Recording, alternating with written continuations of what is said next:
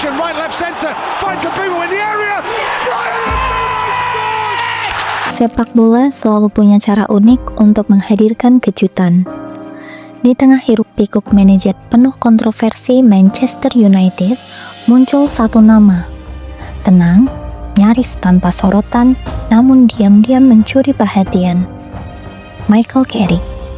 Ia tidak berteriak, ia tidak mencari panggung, namun di tempat sunyi bernama Riverside Stadium, ia melakukan sesuatu yang luar biasa. Ia membangkitkan Middlesbrough dengan kepala dingin, dengan kecerdasan. Dan kini, dirinya kembali dengan kursi panas di Manchester United. Ini bukan tentang sensasi, ini adalah cerita tentang proses, tentang otak sepak bola. Tahun 2022 menjadi titik balik. Saat itu, Middlesbrough berada di persimpangan jalan.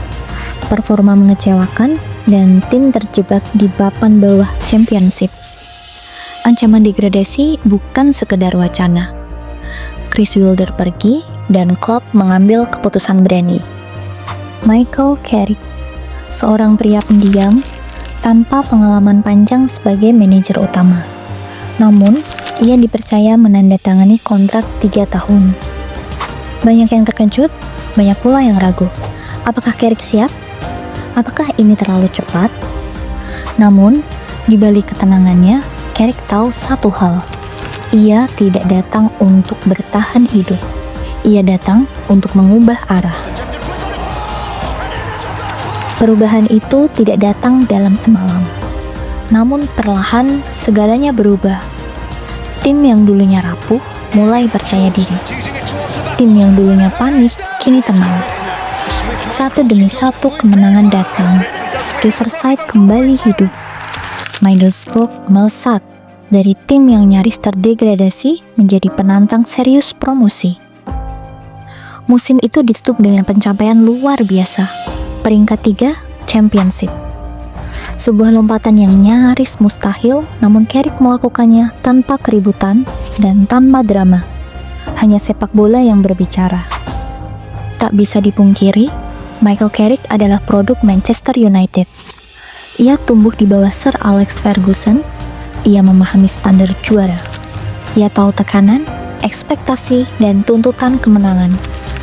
Dan semua itu tercermin dalam cara Middlesbrough bermain. Penguasaan bola, kontrol tempo, dan disiplin dalam posisi. Seolah Carrick sedang mempraktikkan DNA Manchester United di tempat yang lebih sunyi, jauh dari sorotan kamera.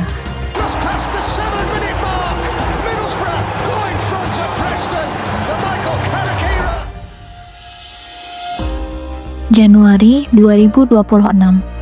Di saat tekanan mencapai puncaknya dan Manchester United kembali diuji oleh rival sekota, Michael Carrick berdiri di pinggir lapangan.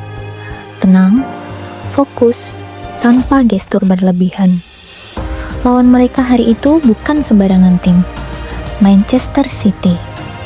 Mesin juara, simbol dominasi. Namun, yang terjadi di lapangan justru sebaliknya. Manchester United bermain terorganisir. Lini tengah terkendali, tempo permainan terjaga. Dan saat peluit panjang berbunyi, City tumbang. Bukan karena keberuntungan, bukan karena momen sesaat, tapi karena rencana yang matang. Di laga itu, Carrick tidak hanya menang, ia meyakinkan. O'Reilly looks to get the cross in. Dorgu 2-0. Absolutely brilliantly. Patrick Dorgu gave. Pertanyaan mulai bergeser. Bukan lagi apakah Carrick cukup bagus, melainkan mengapa tidak memberinya kesempatan penuh. Carrick menunjukkan bahwa ia memahami tekanan Manchester United, mampu mengelola pemain besar, dan memiliki identitas permainan yang jelas. Ia bukan solusi darurat. Ia juga bukan pengisi sementara.